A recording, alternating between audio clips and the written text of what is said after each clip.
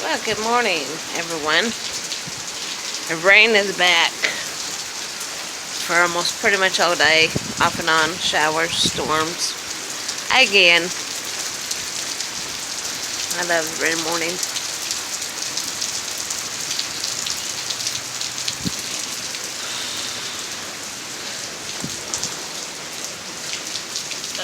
It's nice and cool outside this morning. First storms came in about 5 o'clock. Been up since 5 o'clock with the dog. Poor girl, she just walks around the house in panic mode, and feel sorry for her. But this is what I'm waking up to this morning. Got plenty of coffee going on. I don't have to work today, thank goodness.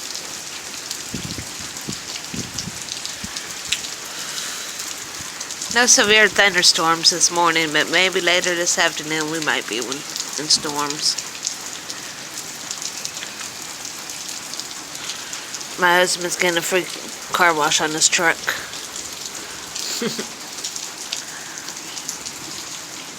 Anyways, y'all have a good day. Thanks for watching.